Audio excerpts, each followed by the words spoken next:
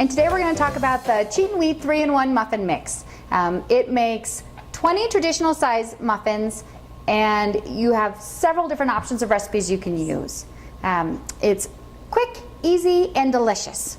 The box itself we call 3-in-1 because it gives you instructions for banana, pumpkin, and apple spice muffins. But there are several different varieties besides those three that you can make. And today Lexi's going to show us how to make 3 really delicious variations. Absolutely. It's also important to note that every recipe we're doing today is available on the website. Yeah. So do not be too concerned Right. with actual quantities, because you can go get the details online. Yes. We're just here to show you kind of the technique and give you some tips and tricks to how to make your muffins turn out delicious. Fantastic. Are you ready to have fun in the kitchen? I think we are. Me too. Now it's time to make the raspberry cream cheese. These are one of my favorites. I think the last ones were one of your favorites. No, these are one of my favorites. Okay. So what's really great about this is the ingredients actually look somewhat different. Right. All of a sudden you have this giant hunk of cream cheese and you think, what do I have to do differently? Right. Nothing. That's the best part about this muffin mix. It is so easy to use. It's almost foolproof, okay? So just like before, we're gonna add our cup of milk. Yep.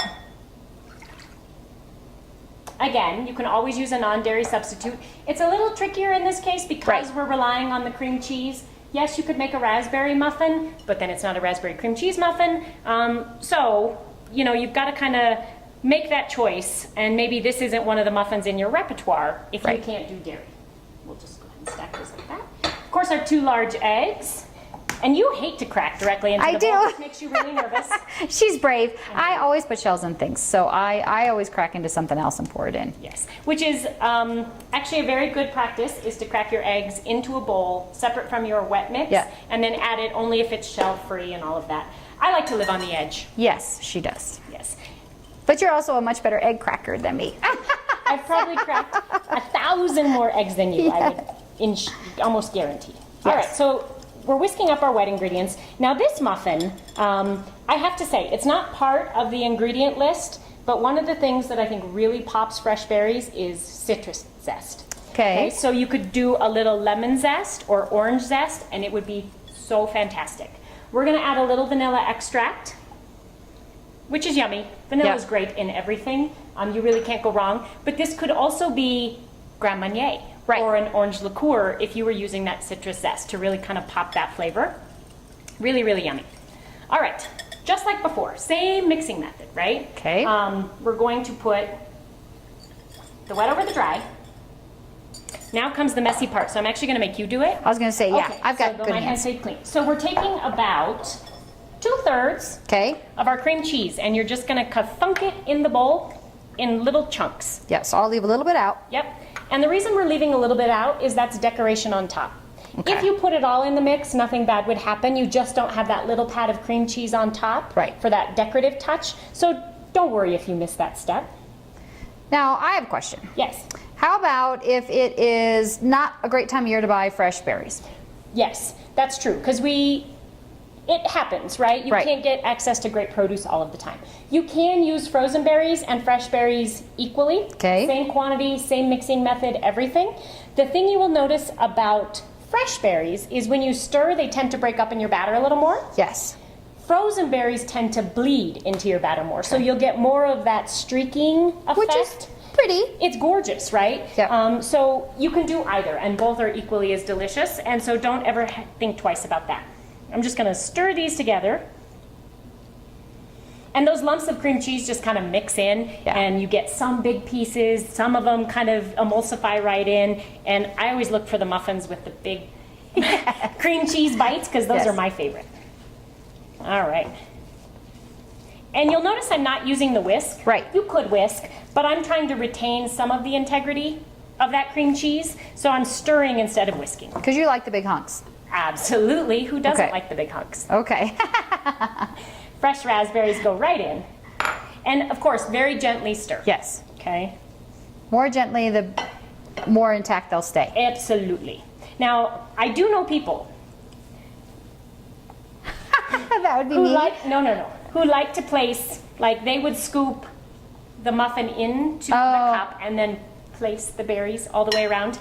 If you're one of those people, you skip this step and then just kind of portion and place a berry on top. But I kind of like them bruised and mixed in. Yeah, me too. And that's it. Great. Voila. Beautiful. I mean, it's gorgeous. It Yeah. really looks like summer in a bowl to me, truly. Now it's time to portion our raspberry cream cheese gluten-free muffins.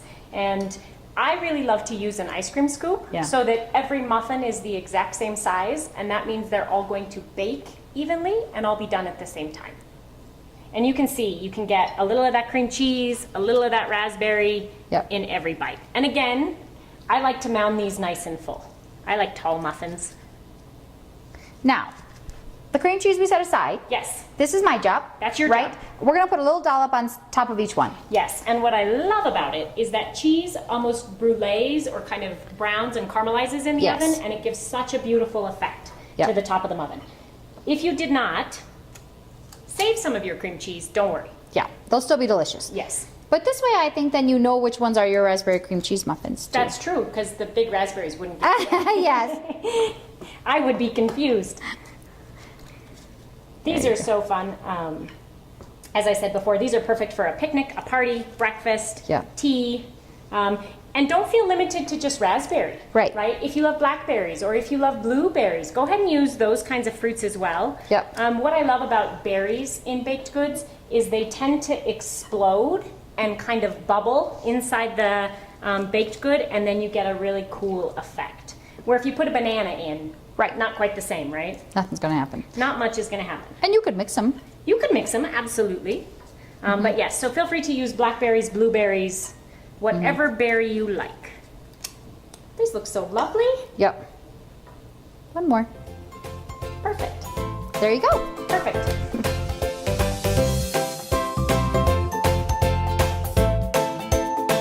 Okay, so today, this is our bountiful display of all the muffins that we have made with our 3-in-1 muffin mix.